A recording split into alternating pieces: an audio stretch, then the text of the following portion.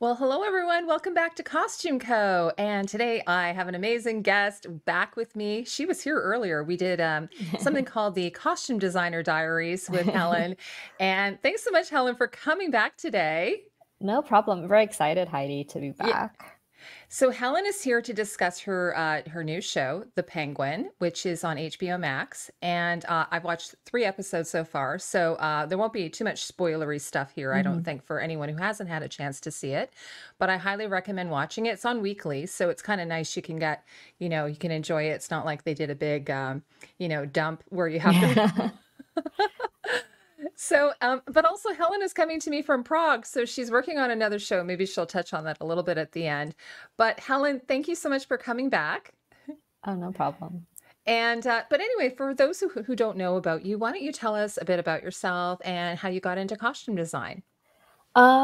So I started out getting an art degree for painting and illustration.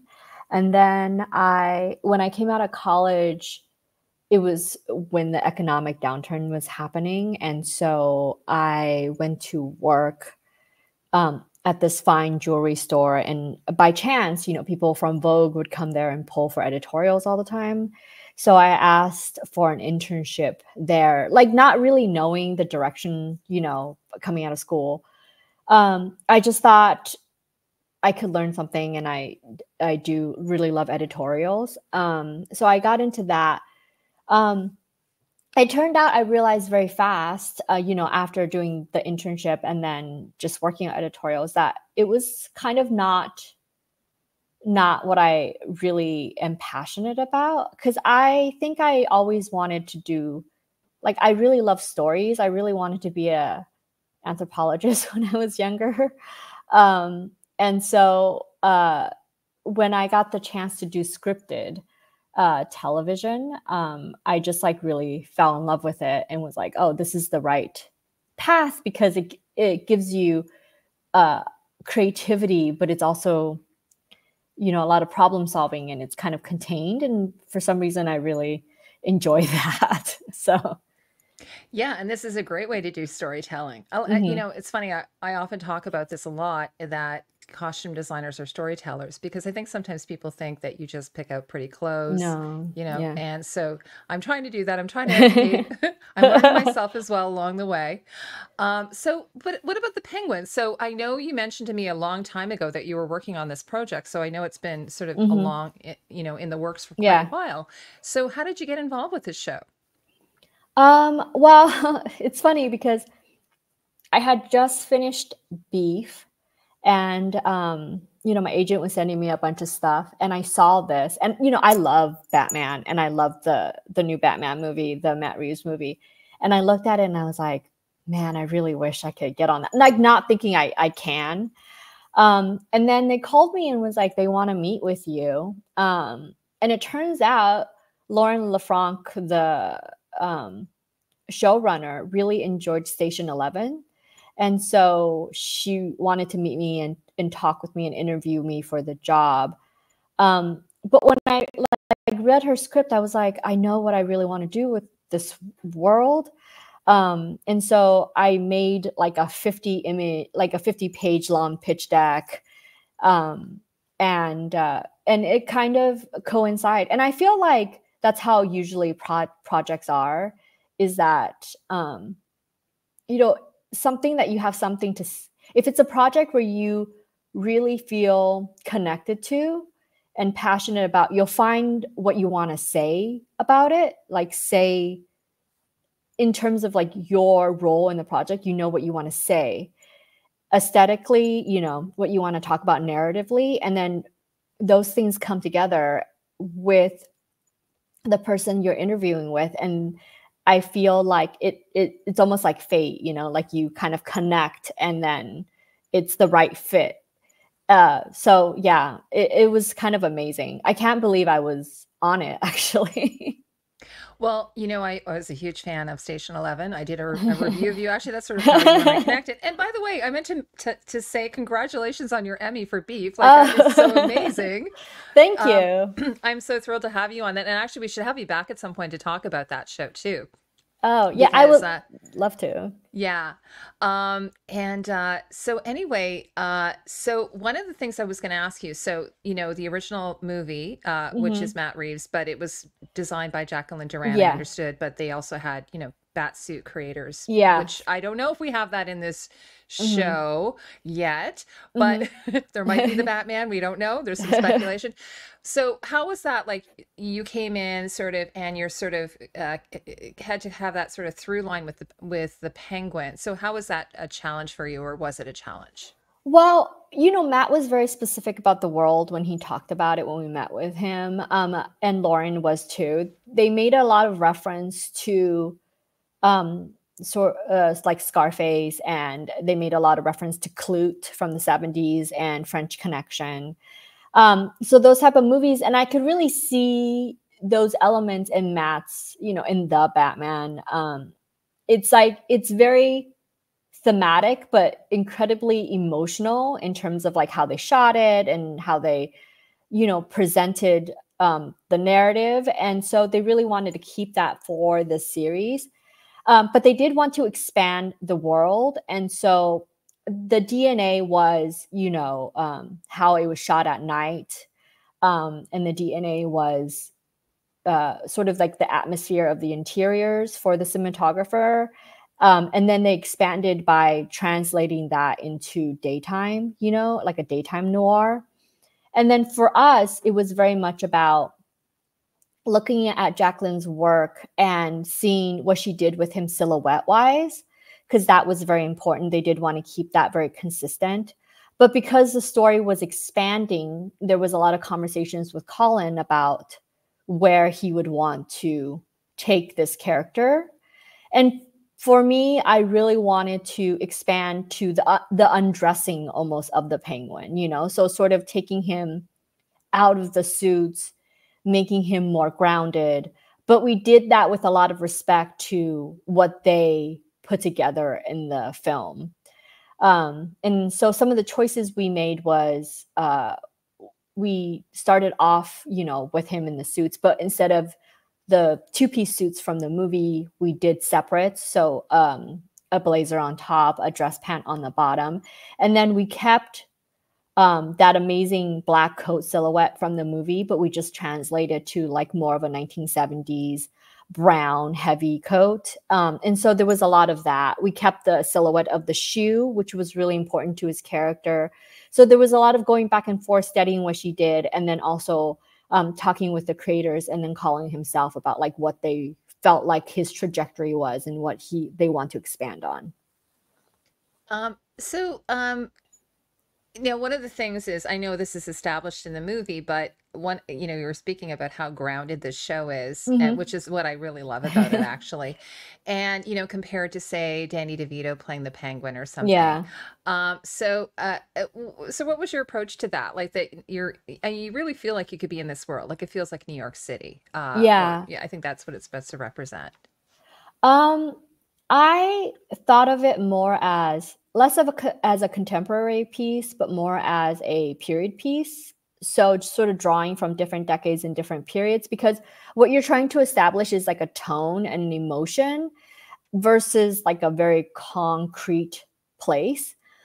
And so the narrative is about institutions, right? Institutions failing people, and how crime has a pocket in that effect. And so they become the institution in which people you basically climb up the ladder, climb up the economic ladder. It's a way to sort of get out of your circumstances, get more for your life. Crime becomes that vehicle.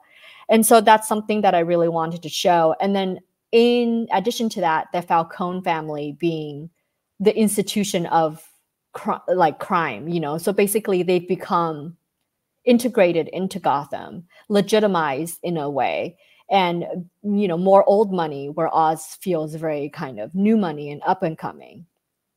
So I looked at a lot of photography from the 1980s, like Richard Sandler, Frank Horvat, Jamal Shabazz, like people who did a lot of street photography, a lot of capturing people on subways. And then during that time period where New York City, you know, towards the late 70s was gradually climbing out of basically bankruptcy.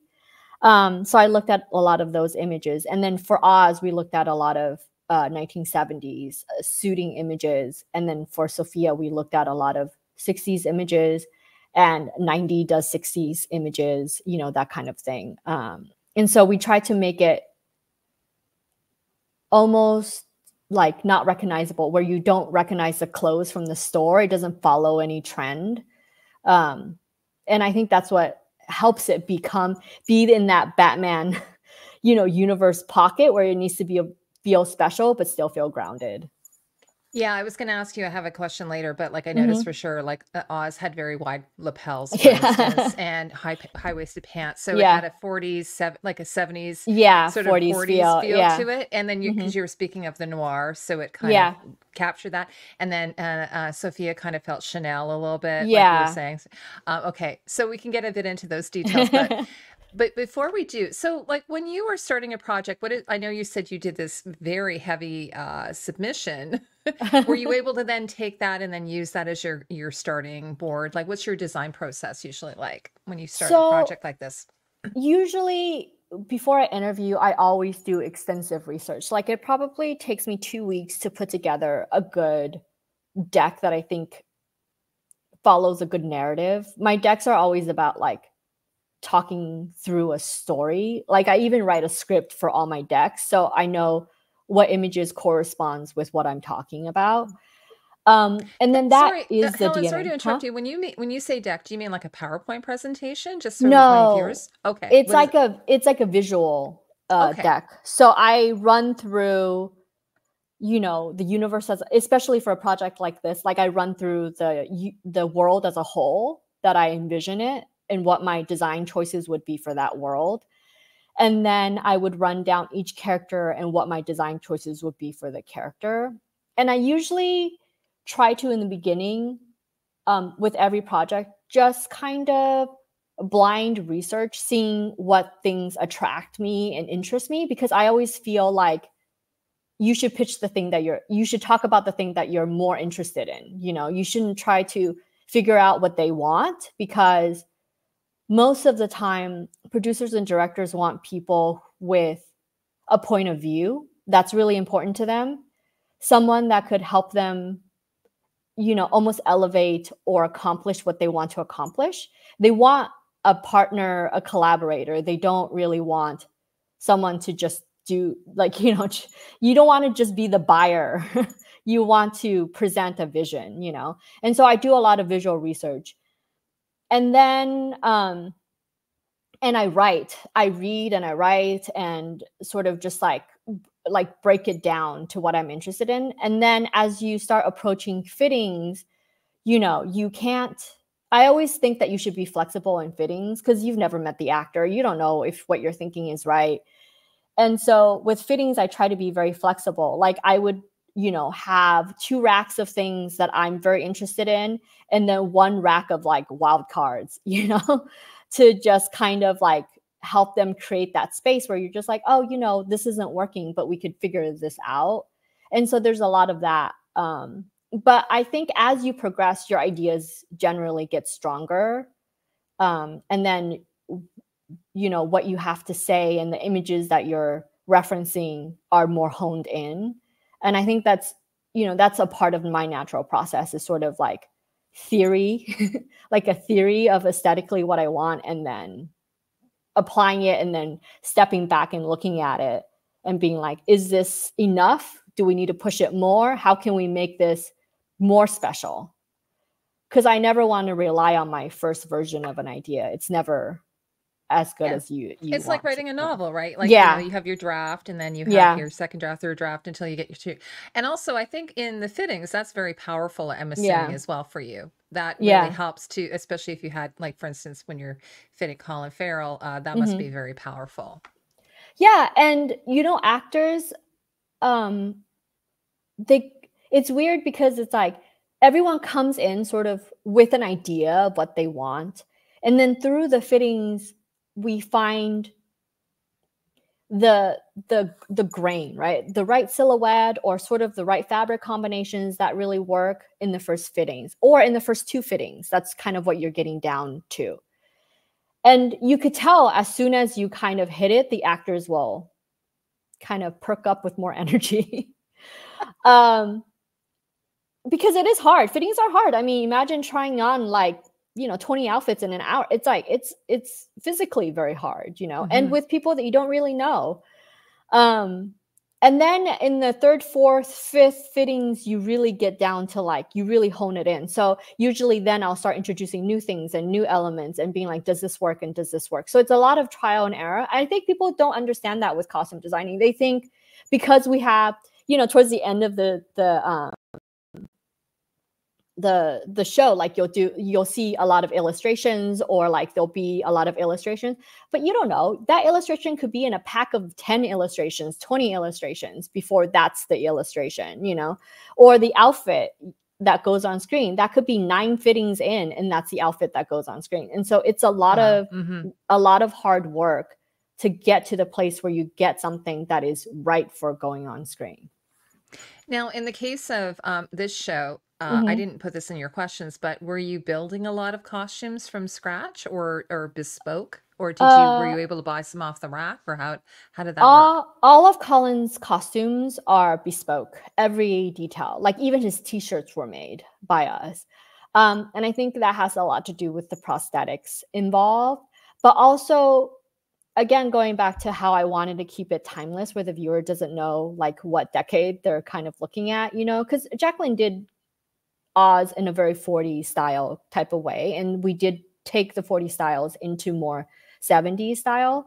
But, like you said, like you notice the lapels are bigger. It's like, it's this idea that Oz also bespokes his clothes and is very aware of how big his lapels are, where the roll on his clothes is. Does he want to wear 2 buttons? Is he into double-breasted, that type of thing? But it's a practical need to make his character very special, to control his color palette. But also it's needed because his character essentially would do that. Yeah, no, so speaking of Oz, so now one of the things there's been a couple, like when I watched the show, I thought, I immediately thought of Martin Scorsese, or I thought of like, The Sopranos. Yeah. But I was even thinking of Breaking Bad, and I think the reason why I was thinking that was because his character, even though he's a criminal, he's a mob boss, we still kind of root for him a little bit, right? Yeah, we do. But of course, the one thing I really noticed is how sharply he's dressed. Like he's no Tony Soprano, who was always a little bit of a slob. I think he tried, but I don't think he really cared as much. Whereas Oz seems to really care about how he appears. He's dressing for the role that he wants, I sort of think, right? Yeah. So do you want to speak a little bit about that?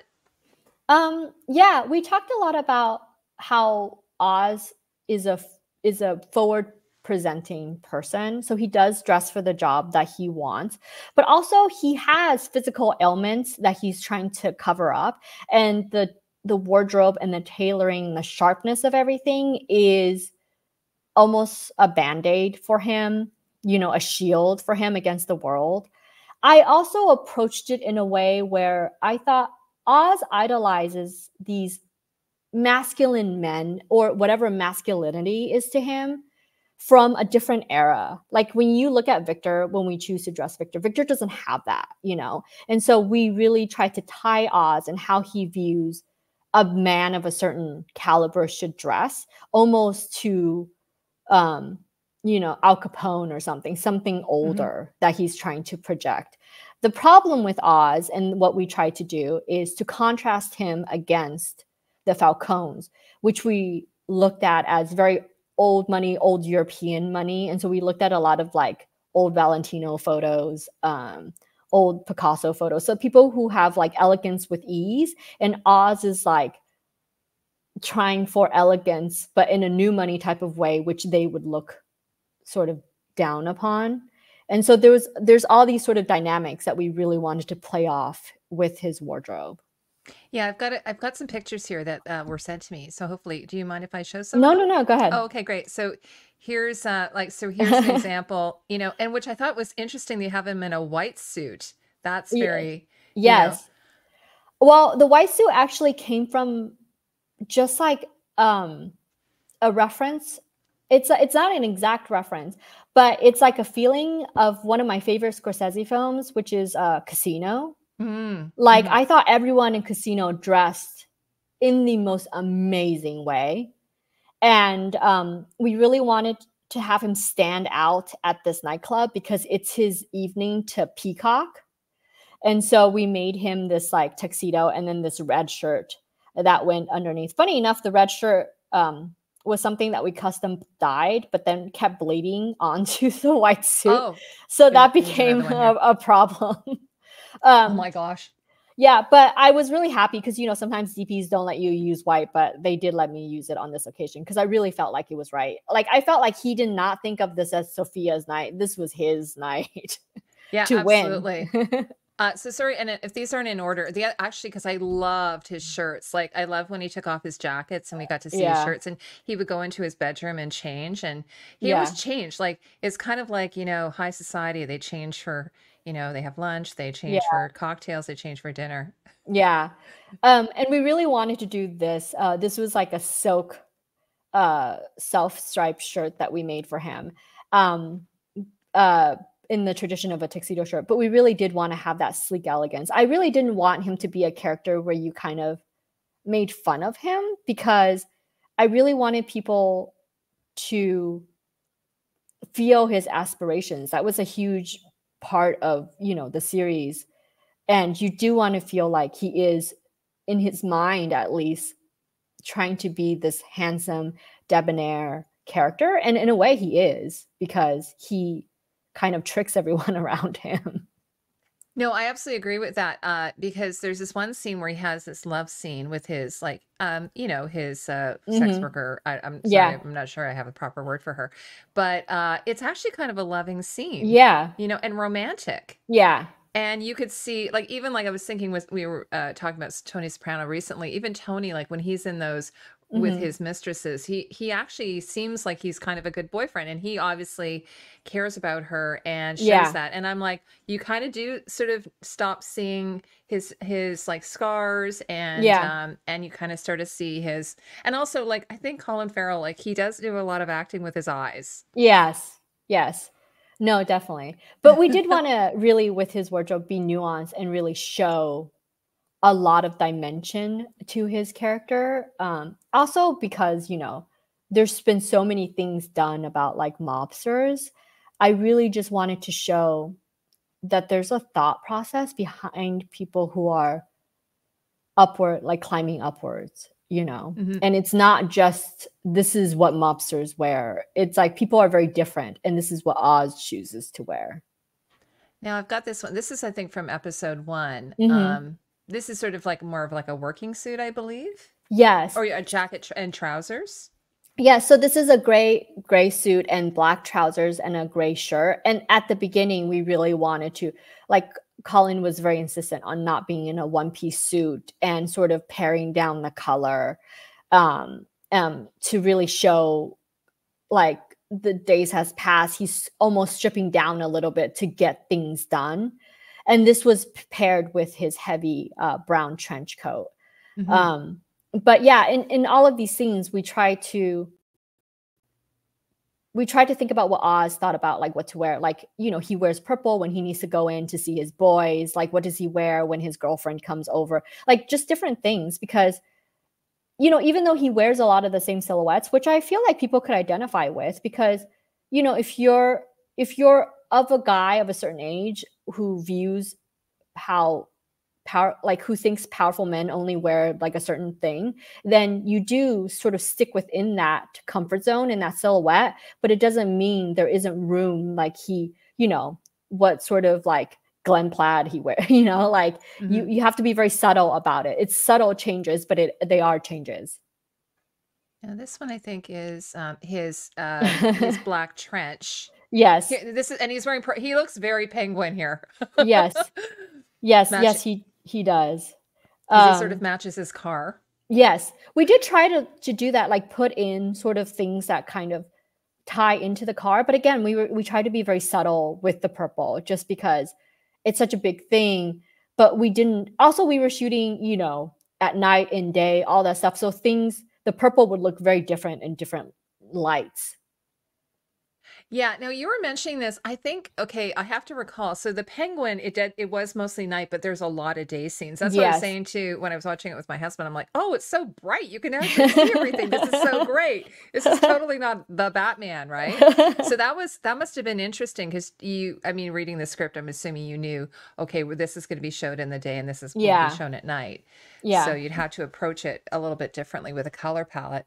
Yeah. Can I ask you a bit about the color palette Hmm. for the penguin? Like, did you color, like, in just the show in general, did you identify certain colors that this is just a penguin color, this is not a color we'll use on another character, Hmm. or were you sort of open to the colors? Well, you know, for a show to be very grounded, color needs to be viewed in sort of. Mm, we did, and if you watch it's weird to not do spoilers. If you watch the later episodes, especially with Sophia's character, color plays a huge part in how Okay. her character functions. Um, and then with Oz, the color palette does stay the same, but the silhouette sort of changes. And then with Victor, the idea was Oz chooses a lot of dark colors. And then so Victor, when he first meets him, I did want to have more color than Oz. And so his silhouette was very different. He was wearing, you know, navy with tan. So that automatically makes him different. And then the inside was like bright red.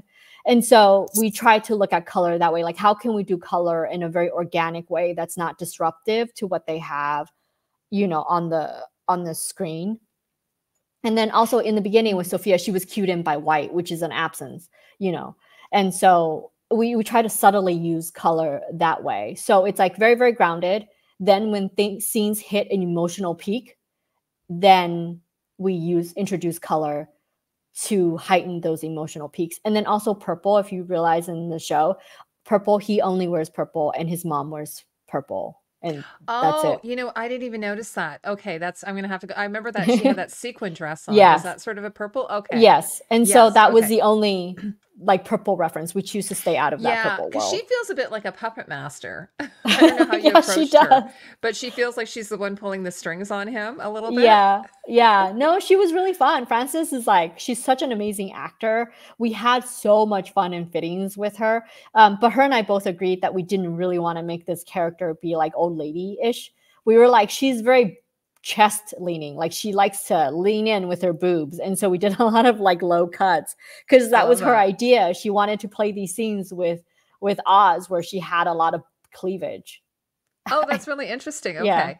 And her house is amazing, by the way. Yeah. Her Like it house looks is like really it's like amazing. it's in a time capsule. Yes, yes, yes, yes, yes. So I love, which actually kind of works for me because, like I was thinking about her clothes Mhm. that, a lot of times when, especially if you're an older person, Mhm. your house, you kind of keep it. You don't really redo it that Yeah, yeah, often yeah, sometimes, yeah. but also your clothes, you'll have some really good pieces. So Mhm. is it the idea that she's had these pieces for a while, but they're just very good, maybe couture pieces that she's had in her closet, or does she continue to buy new clothes for herself? Well, with Frances, it was more just she comes from a certain economic level, but her Frances and I talked, and it was very much about her being a woman that did dress up.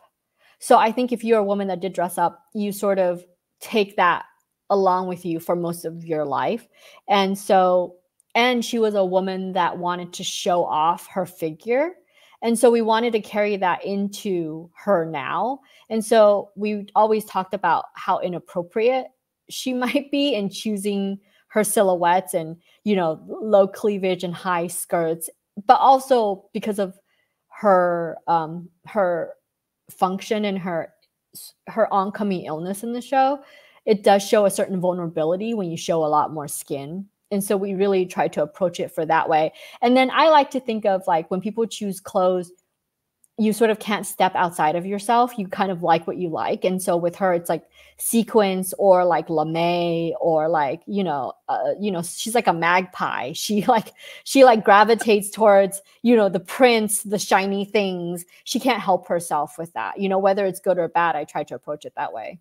Mhm. Um, now I didn't ask you about this. So when you were doing the fittings with Colin, did you have to have some kind of prosthetic on him when you did the fittings? Or Uh, how did you approach that? Like, or and how did you work with the prosthetics? That must have been a huge challenge just in itself. yeah, I mean, like mm, we had to use prosthetics. He had half of his prosthetics on for the first couple of fittings because we need to nail down with our tailors and our pattern drafters what we're doing, especially with suits. Suits are very hard. Um, and then towards the middle and towards the end, you kind of know it so well that they were able to draft where he doesn't have to get into his prosthetics. Um, and we had a little Oz mannequin in our studio. Yeah, exactly. So Yeah. the Oz mannequin had all the dimensions, and then they had some prosthetics on. And so we sort of use that to gauge whether something is looking right. We would drape fabric on it to see if it feels right. It was a very odd thing to have because I've never had a mannequin like that before, but it was immensely helpful. Mhm.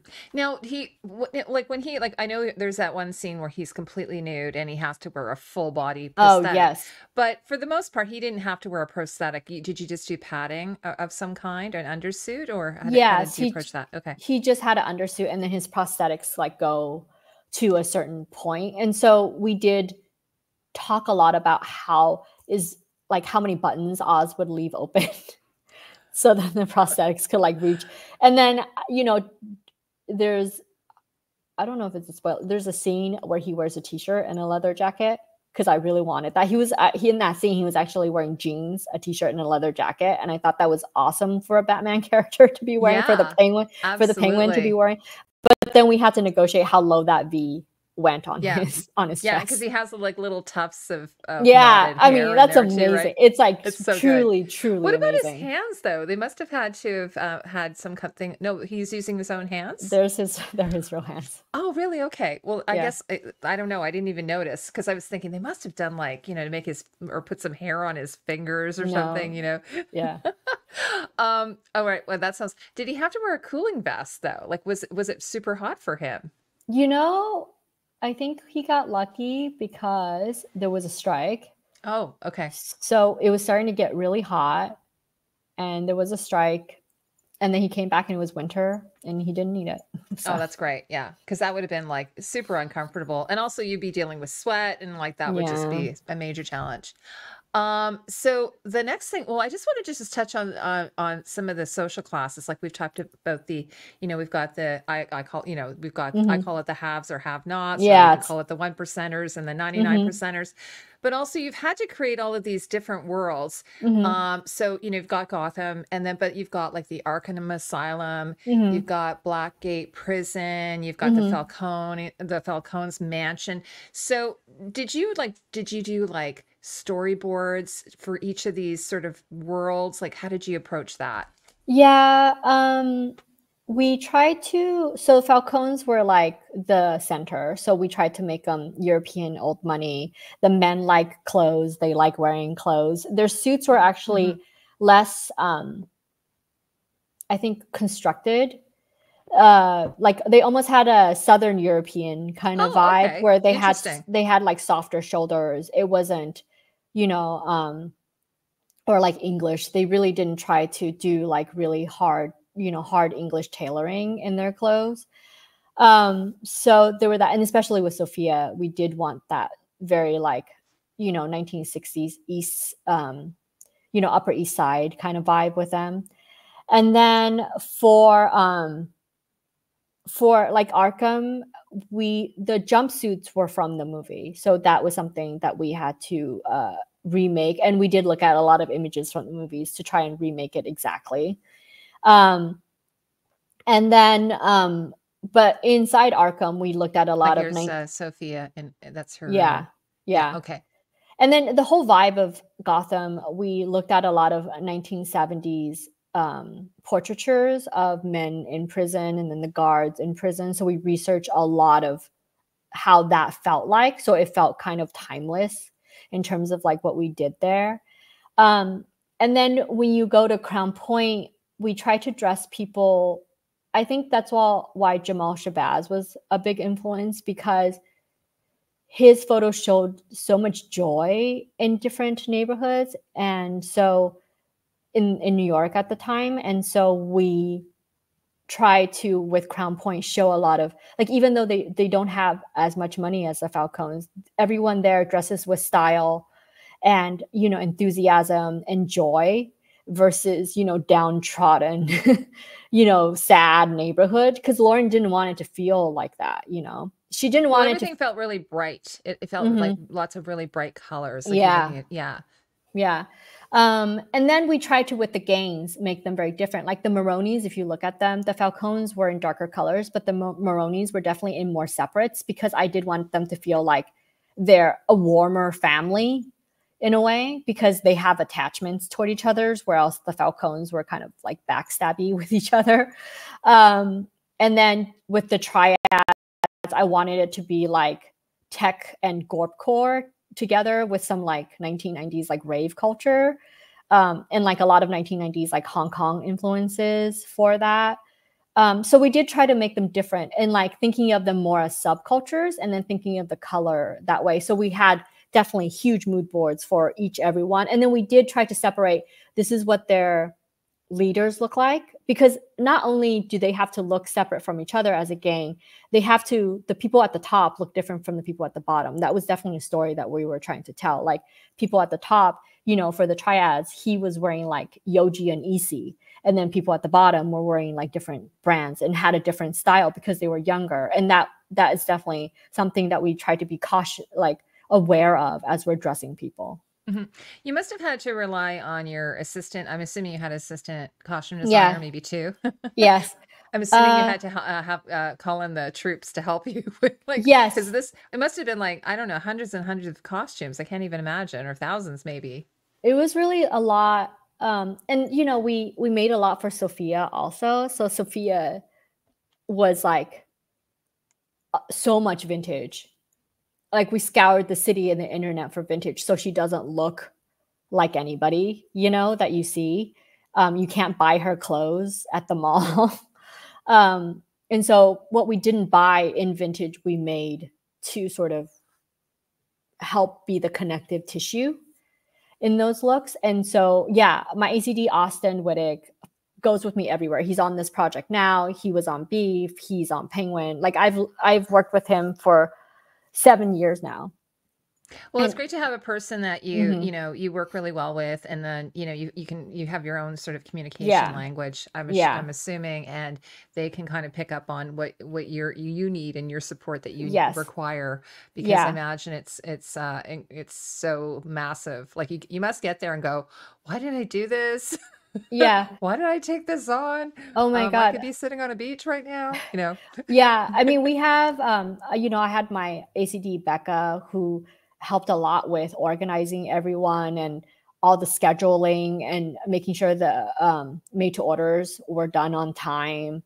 You know, like we had Esther, who did all of our background. She's my ACD for the background, and she took care of all the background. And one of my ACDs just shopped. I think, you know, you just need a group of people who like really understand the vision, and then they help you execute it. Because like, it doesn't matter how good you are, if your team is not with you on the project, or like with you on your ambitions on the project, you would never be able to get to the end goal, you know? Mm-hmm. So I want to speak a bit about Sophia. She's an interesting character. And I'm hoping, because I don't know the Penguin lore. So, you know, we're getting like spoon-fed a little bit about her, right? But she feels like sort of an outlier. Like, I mean, her family's really trying to get rid of her. They want to ship her off to Italy. You know, she feels a little bit ostracized even at her brother's funeral. You know, that one woman like kind of like pulls her daughter in. So how are you sort of trying to tell her story, tell us about her through her costumes? And I've got some pictures, if you want, I can go through them too. With Sophia, I think the hardest part was like how to portray her femininity, because I think it's a big responsibility dressing females in general on screen, to give them dimension, but especially in a space like this, because there has been a lot of male gaze on what these women should look like. And in a way, Sophia does need to feel very feminine, because that's her role in her family, is that they, it's their control over her, right? And so we did want her to feel feminine without being the traditional, sexy bombshell, tight clothes type of thing. And so I researched a lot, and then I landed on Edie Sedgwick, who I felt had a very rebellious energy coming from a family with a lot of money.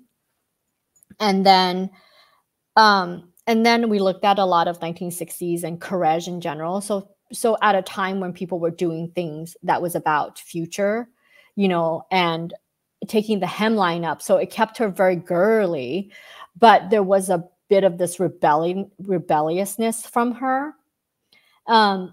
And then there was a series that Peter Lindenberg did of Kate Moss in 1994 that I looked at a lot. So it was like the 90s doing the 60s, so minimalistic, and then keeping the silhouette, again, like very 60s, so kind of girly, but in a very rebellious, subversive type of way. And so we thought leading with that was the right move, because also you didn't want her to feel like when she came out of Arkham that she was just like frazzled. Because the whole thing with her and Oz's dynamic is like, he doesn't know what's going on in her mind, and she suppresses a lot of the rage and contains it in sort of this perfectly wrapped, composed outside. Yeah, you always see her. She's always flawless. Like her hair, her makeup is always on point. Mm-hmm. And like Oz, I think she's using it to conceal a lot of internal insecurities, and with her, like internal rage that's sort of bubbling to the surface. And as we get progressively, as the series moves on, her silhouette sort of changes. It just like, it becomes more animalistic.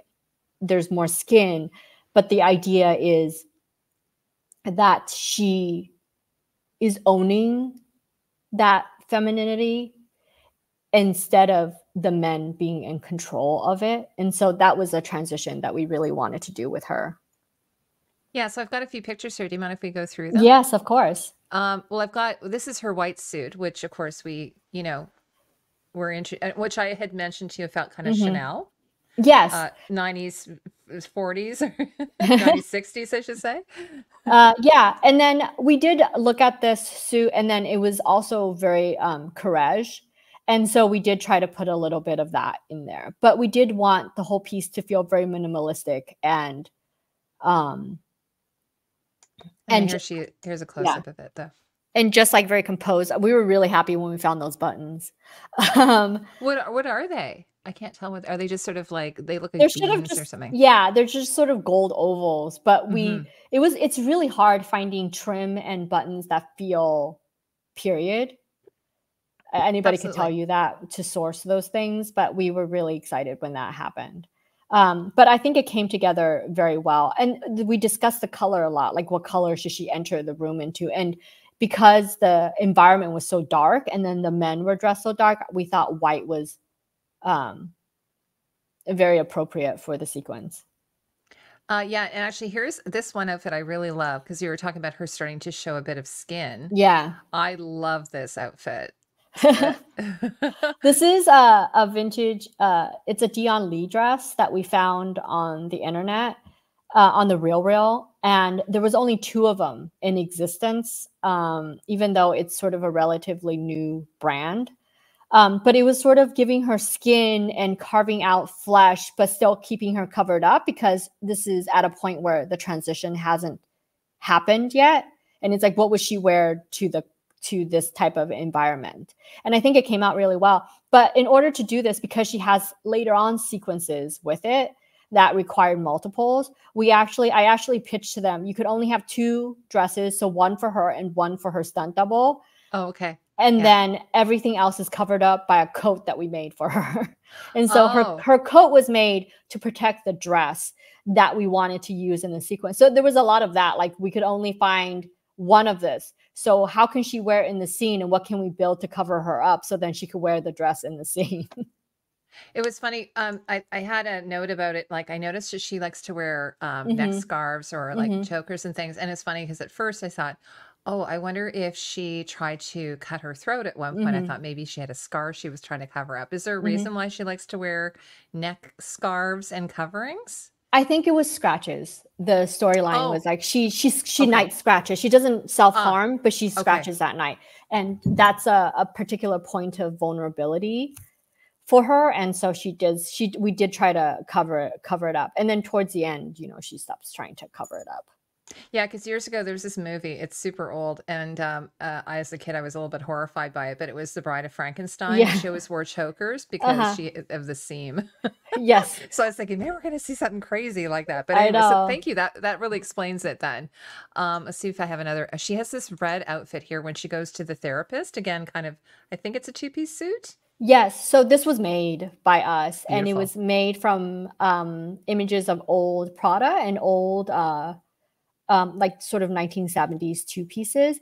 And this was like a pantsuit that we made for her. But again, it's sort of trying to do vintage, but 90s minimalism Hmm. lens of that vintage. And then she wears a beautiful vintage Celine coat with this outfit. So we definitely try to keep it minimal, and then the outside coat being the star. Yeah, and then this is the one she wears to the funeral. Mm-hmm. I think it's an overcoat, but because I was mentioning at the funeral, like when they have the wake or what have you, Yeah. she had this beautiful dress with like fur on the lapels, Mm-hmm. uh, or like fur lapels, which I was like, oh my God, that dress. But this is when her and Oz are talking outside. Yes. So this is a 1940s wool coat that we got for her.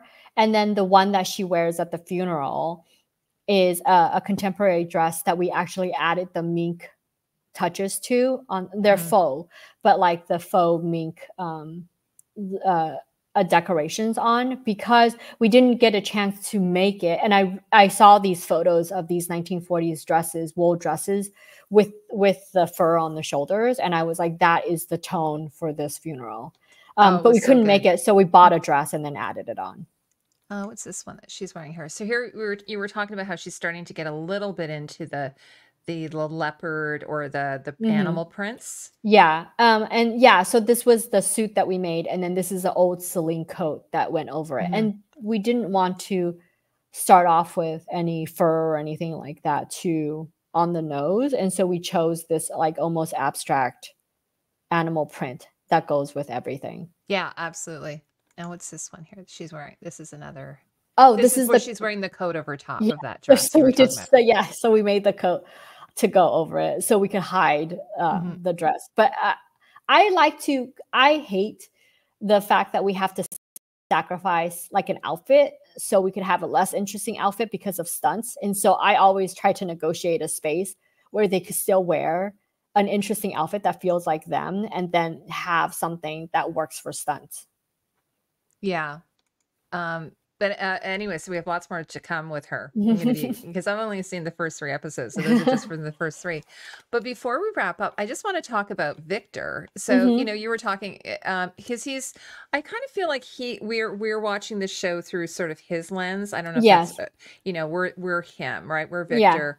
So at the beginning, you were saying, do you want to talk a little bit about the choices you made, and then as we're starting to go along now, as Hmm. he kind of gets pulled more into this world, his clothing changes. So Yeah. did you want to talk a little bit about that?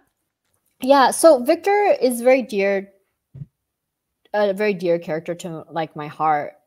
He's like the moral compass of the show, really. Um, but I did want to build clothes for him in the beginning, because he had one outfit that spanned 3 episodes, because he basically gets like kidnapped by Oz into doing his bidding. Yeah, And it's this one here. Is that yes, correct? Yeah. yes. And so I didn't want to rely on something that I could find now. I really wanted to use vintage. And so we sourced a lot of vintage starter jackets. And I felt like his silhouette. So while Oz is very sharp from the 70s and the 40s, he's very 90s. So really, really bigger silhouettes. And so we built this jacket from scratch for him. And then also because it was dark, we put in all these tan panels to make him feel a lot lighter. We made the inside jacket as well, and it's based off of an old Fila jacket. And the idea was he gets these peaks of reds, and if he takes it off, he's like more colorful than everyone else in his surroundings. We even took the trouble to put all the graphics back in, so we can't use like real graphics on a show like this because he's doing like violent things. And so we did we put in like fake graphics on all of his sportswear, so it feels very real. And even when he is wearing like when he strips it all down, he's wearing a Gotham City basketball jacket that we made for him, basketball shirt. And we had a graphic designer do all the graphics for it, because I was like, a guy his age, if you really want to ground a world, there's nothing that grounds him more than a sports team. And we asked Matt, we were like, are there sports teams in Gotham? And he's like, yeah, we had in his movie at the end, they had like these big sort of like bands of when they're in the stadium of sports teams. So we took the sports names from that and then had a graphic designer specially design like sort of 90s graphics for that sports t-shirt that he's wearing. That's so fun. I was going to say, I knew, because after reviewing, talking to you about Station 11, and I know that you took a lot of vintage pieces and redid that. That must be really challenging. I mean, because you have to kind of deconstruct that piece, I suppose. That must be super challenging to cutters. Are there people who specialize in doing that type of thing, where they're able to deconstruct something and then repattern it and rebuild it? I mean, if you have a good tailor, they are usually able to do that. But I think it's really talking about like the fabric that makes it look vintage, because a lot of times you could remake a garment, but the fabric doesn't look like the fabric that they use, and you could tell that something's not vintage. I mean, you probably see that a lot in movies where something looks like it's period, but it's not period. Like you could kind of feel it because it's not in the type of wool that it's supposed to be, My favorite story is Albert Walski. He did Road to Perdition, and he insisted that everyone is in this like really, really, really heavy wool that they used to wear. And so there was a huge rain scene, and all the stuntmen were like drenched and like 100 pounds because the wool was so heavy. But that's why it looks so good, because I think people can tell, when something's like not close. So we discuss a lot of that, like what colorways, what fabrics, what is retaining the cut, because also sometimes cutters like to cut to what they know. So they'll cut things to a more contemporary aesthetic. And you're like, no. Like the reason this piece is special because of, A and B and C, and so you get them to re-look at the garment and then they repattern it. But especially with something like this, it's like, what are the logos that they have on it? What's the hardware all these things make creating a vintage garment hard. Yeah, like because like the zippers and the snaps and all those types of things that will make it. But then he kind of moves into this type of thing, and you do keep the bit of you kept the red though. I see. Yeah. Well, with this, it's like we then bought clothes. So these were not made. So these were bought clothes. And we definitely wanted it to feel like these were bought clothes. And even though we didn't want him to feel, because there was a lot of discussion, like, does he dress like Oz? And I was like, it's very weird for Victor to be like, yeah, those suits that you have, man, those are really cool. Because, like a guy his age would never think that, Yeah. But I think what we tried to do was we took his palette darker into Oz's world. We still kept a little bit of the color, but we tried to make everything more streamlined for Oz's. So taking the silhouette into Oz's world instead of like changing his clothes so he becomes mini Oz, Yeah. And also he's in the camouflage, which means like he's right on the front lines or something, maybe. But and how is it working with that actor who played Victor? Like, Rhenzy? Yeah. Oh, he's lovely. I love him so much. And he's one of those actors that come in and was like, you dress me. And, that's always amazing. The costume designers like do. Actually, a lot of them, Cristin did too. who played Sophia, it's like they came in, they were wide open, and they were really wide open to the experience of. But as they sort of grow into their characters, they'll tell, like I'll ask them, does this feel right, and they'll tell you if it feels right or not. So I always think costuming in a series actually becomes stronger as the series progresses, because the actors know more about their characters, and then you figure out more of a DNA. It's like almost as if you've gotten the visual language of this person's psychology, and so you could build it faster. Yeah, I'm really excited to see where his character goes. The show is so good. Like, congratulations on Oh, this thank series. Like, you. I mean, it's getting such huge like accolades, Mm. and you must be really proud. I mean, all of your projects I've been just really enjoying them. So it's like you seem to have. It was funny. I had Carlos Rosario on recently, and he did Shogun, and then he just Oh, did yes. Alien Romulus. By the way, he's so lovely, and I believe the two of you know each other. But do you know Carlos? Maybe I'm making an assumption that you know Carlos No, I Rosario. don't know Carlos, but he's Okay. he's lovely. All his work is really He's really, amazing. anyway. So one of the things I was saying to him, I'm like, I don't know what's going on with you. You seem to be getting all these like projects that work out to be, gold. So same with you, Helen, and I really appreciate it. But before we wrap up, so I know you're in Prague and you're working on a new show, and I don't know if I've told you this, but here I got to show you this before I let you go. So I'm going to pull it out. My husband and I, our favorite movie of all time is Blade Runner. So I actually have this like Oh my DVD box God. set. It's like it's Deckard's briefcase and everything. And it's like anyway, so years ago, my husband and I are like, what should we get for Christmas? Oh, we don't really need anything. So we decided we would get a Blade Runner collector's edition. Super nerdy. But anyway, so do you want to tell us, like, before I let you go, just a little bit about your show that you're working on, if you're allowed to say anything? Yeah, so I am working on Blade Runner 2099 for Amazon. I have to say, it's like getting into that Batman universe was a dream, and then Blade Runner, I mean, it is such a dream. And all my projects are very special in a way, everything individualistically to me, in terms of like what I get to create but this is definitely been like the world building on this is insane. And what I've been able to express and do and the things I'm interested in has been really amazing. Cause I always feel like, if you're designing, it's like, you always kind of want to tell stories and you want to make things. And like all these projects they're paying you to better your craft, to know how to better tell stories and to better make things and better, like just to do your craft better. And so I'm so appreciative of this project. It's been really amazing. And I can't wait for it to come out, for you to see it, for us to talk about it. So Great.